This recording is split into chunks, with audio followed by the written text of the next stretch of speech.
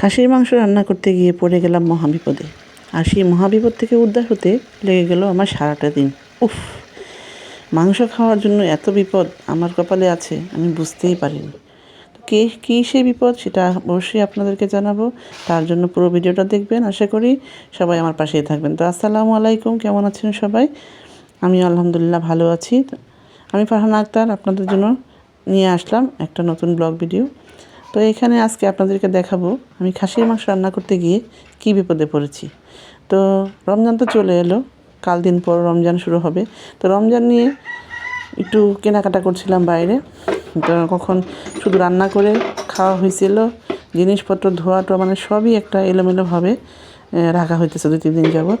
তো এভাবে রাখতে রাখতে যে রান্নাঘরটা স্তূপে পরিণত হয়ে গেছে আমি এটা বুঝতেই পারিনি। তো যথারীতি রমজান চলে এলো, মানে আজকে রাত্রে সেহেরি খাবো। তো আমি চলে গেলাম একটু বাবার বাড়িতে। ওইখানে আমার ভাইয়ের আকিকা দেওয়া হয়েছিল। তো আমার জন্য আকিকার গোস্ত রেখে দিয়েছিল, খাসির গোস্ত। তো ওইটা দিল, আমি এটা নিয়ে মহা খুশি, মহা আনন্দে বাড়িতে আসলাম যে খাসির গোস্ত রান্না করবো রাত্রে, আর সাথে মাছ টাছ রান্না করবো সেহেরি। তো রান্নাঘরে যখন ঢুকলাম, রান্নাঘরের অবস্থা দেখে তো আমার নাজেহাল অবস্থা, যে এই কী অবস্থা হয়ে আছে রান্নাঘরে। আমি তো পুরাই শেষ, যে এইগুলো কখন গোছাবো, কখন রান্না করব। যথারীতি লেগে গেলাম কাজে। কাজ করতে করতে করতে করতে সারাটা দিন আমার চলে গেল।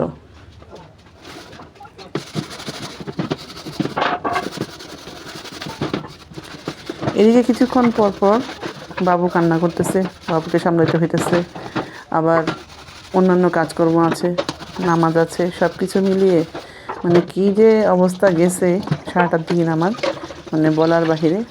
মানে কাজ করে শেষই করতে পারতেছিলাম না, যে এত ঝামেলা, এত কিছু কখন আমি করলাম, এত রান্নাঘরের অবস্থা খারাপ কীভাবে হলো আমি চিন্তা করে পারছিলাম না।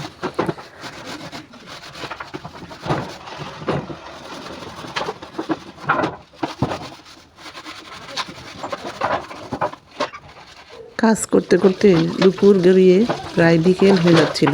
তখন আমি গোসল করিনি, কিন্তু নামাজ পড়ে নিয়েছিলাম কাপড় পাল্টিয়ে, আবার কাজ শুরু করেছি। মানে এত নোংরা হয়েছে রান্নাঘরটা, মানে আমি কাজ করে শেষ করতে পারছিলাম না। আমার মনে মনে কান্না আসছিল যে আসলে আমি এগুলো কী করেছি, আমার দোষেই আমার রান্নাঘরটা এরকম অপরিষ্কার হয়ে আছে।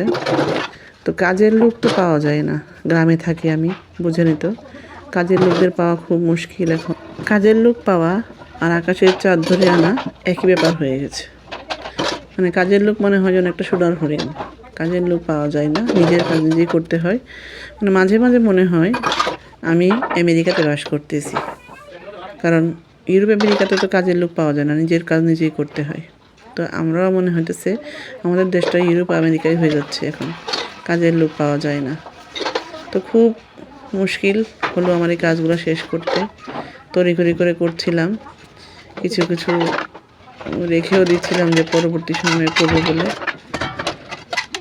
তারপরে বিকালের দিকে এত টায়ার্ড লাগতেছিল যে বলার বাহিরে। তো মোটামুটি বিকালের দিকে অনেকটাই পরিষ্কার করতে পেরেছিলাম।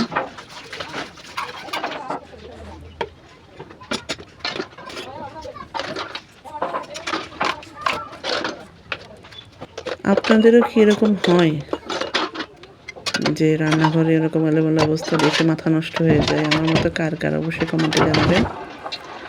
আসলে আমি রান্না করতে অনেক বেশি পছন্দ করি, রান্নাটা আমার কাছে অনেক ভালো লাগে।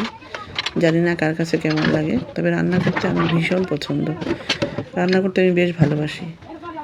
তো মাঝে মাঝে চিন্তা করতাম যে রান্না নিয়ে ব্লগ ভিডিও করব, কিন্তু রান্নার ভিডিও করতে গেলে আমার কাছে খুবই বিরক্ত লাগে, আমি রান্নার ভিডিওগুলো করতে পারি না। তবে রান্না করতে আমি বেশ পছন্দ করি। মেহমান আসলে তো অনেক রান্নাবান্না করা হয়, তখন আমার কাছে অনেক ভালো লাগে। রান্নাটা যেহেতু করি, জন্য রান্নাঘরটাকে আমি সবসময় গুছিয়ে রাখার চেষ্টা করি।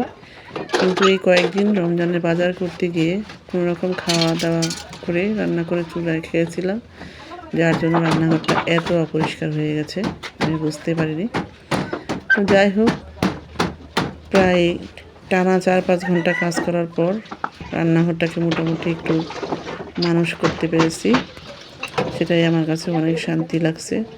তো 4-5 ঘন্টা একটা রান্নাঘরে কাজ করিনি, বাহিরেও কিছু কাজ করেছি, ঘরের মধ্যে কিছু কাজ করেছি, যেহেতু রমজান, পরের দিন থেকে রমজান, সব কিছুই পরিষ্কার করতে হবে, সব কিছুই মানে নিট অ্যান্ড ক্লিন থাকতে হবে, নাহলে তো ইবাদতবন্দিগিতে মন বসবে না। তো সব কিছু করার পর যখন চুলার দিকে তাকালাম, যেখানে আমি খাসির মাংসটা রান্না করব, তো সেখানে এসে পড়লাম আরও মহাবিপদে। কারণ কিছুদিন আগেই আমার বাসায় মেহমান আসছিল এবং আমার এক ভাস্তির বিয়ে গেছে, এখানে অনেক রান্নাবান্না হয়েছে। তো চুলাটা যে ভেঙে আছে সেটার দিকে আমার খেয়ালই ছিল না। তো বললাম তো আরও মহাবিপদে। এখন তো চুলা ঠিক করতে হবে, চুলা না ঠিক করে আমি রান্না করবো কীভাবে? হ্যাঁ, বলতে পারেন যে গ্যাসের চুলা আছে, ওইখানে রান্না করলাম না কেন? তো গ্যাসের চুলা থেকে মাটির চুলাতে রান্না করতে আমার অনেক বেশি ভালো লাগে। কারণ আমার লাকড়ি আছে, নিজের গাছের লাকড়ি কিনতে হয় না। তো মাটির চুলাতেই আমি বেশিরভাগ রান্না করি। যখন বেশি তাড়াহুড়া মনে হয় কর্মব্যস্ততার জন্য, তখন আমি গ্যাসে রান্না করি। তাছাড়া আমি বেশিরভাগ মাটির চুলাতেই রান্না করি। তো মাটির চুলাটাও কিন্তু আমি দাঁড়িয়ে রান্না করি, হয়তো আপনারা বুঝতে পারতেছেন। চতুর্দিকে আমি ইট দিয়ে করে ওয়াল করে মাঝখানে মাটি দিয়ে আমি এই চুলাগুলো বানিয়েছি। তো চুলাটা ভেঙে গেছে, এখন চুলাটা তো আমাকে অবশ্যই মেরামত করতে হবে। তো মেরামত করার জন্য আমি কি করেছি, বাজার থেকে একটা রেডিমেড চুলা কিনে নিয়ে আসছি।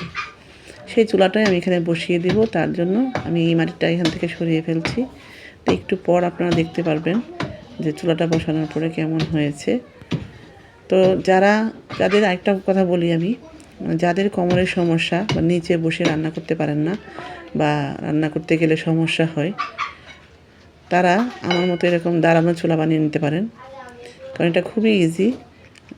চারদিকে একটু ওয়াল তুলে সেটার মধ্যে মাটি ভরাট করবেন, মাঝখানে মাটি ভরাট করে ইচ্ছা করলে আপনি বাজার থেকে চুলা কিনে আনতে পারেন বা আপনি নিজের হাতে বানিয়ে আনতে পারেন। তো বাজারে এখন চুলা পাওয়া যায় অ্যাভেলেবেল, অনেক সুন্দর সুন্দর চুলা। তো সেই চুলাগুলো এনে আপনি এখানে বসায় কাজ করতে পারেন। তো দেখেন, সবশেষে আমার কাজের পর আমার রান্নাঘরের ফাইনাল লুকটা এখন আপনাদেরকে দেখাচ্ছি। উফ, সারাদিন কি কর্মব্যস্ততা গেল আমার। সারাদিন কাজ করার পর এই দেখেন আমার গরিবের রান্নাঘরটা এখন এরকম হয়েছে।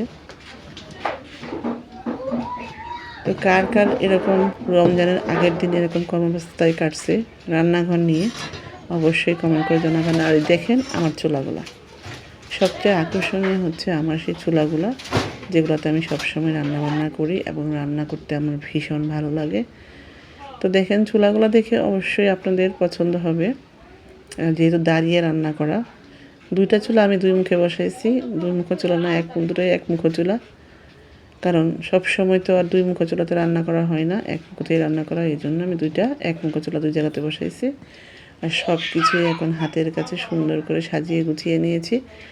কারণ রমজান মাসে রোজা রেখে এত কাজ তো আর করা যাবে না, তাই আগে ভাগে সব কিছু একটু পরিষ্কার করে নিলাম। তারপর চুলা জ্বালানোর পালা। তো চুলা জ্বালিয়ে প্রথমে একটু গরম পানি করলাম, কারণ অনেক বেলা হয়ে গেছে, প্রায় আসরের সময় হয়ে গেছে, তাই গোসল করতে হবে। তাই গরম পানি করলাম চুলাতে বসিয়ে।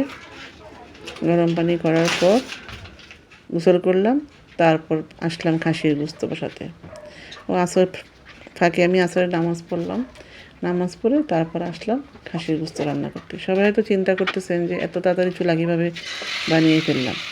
হ্যাঁ, বানাতে পেরেছি, কারণ এই চুলাগুলো আমার কেনা, বাজার থেকে কেনা। আমি শুধু মাটিটা সরিয়ে চুলাগুলো বসিয়ে দিয়েছি, বসিয়ে সাইডে একটু মাটি দিয়ে লেপে দিয়েছি, বাস ঝটপট হয়ে গেছে, বেশিক্ষণ লাগেনি। তো এখন আমি খাসির গোস্ত রান্না করতেছি। সারাদিন কাটকুট এত কাজ করার পর এখন সবশেষে আমার সেই খাসির গোস্ত রান্নার পালা। তো বুঝতেই পারতেছেন সেই খাসির গোস্ত রান্না করতে গিয়ে কতটুকু বিপদ আমার উপর দিয়ে গেছে আজকে। বিপদটা মহাবিপদ। তো আল্লাহর রহমতে সবই ঠিকঠাক করে মতো করতে পেরেছি। তো সবার কাছে দোয়া চাই, সবাই আমার জন্য দোয়া করবেন, ভালো থাকবেন। পরবর্তী সময়ে আর ভিডিও পাওয়ার জন্য পাশেই থাকবেন।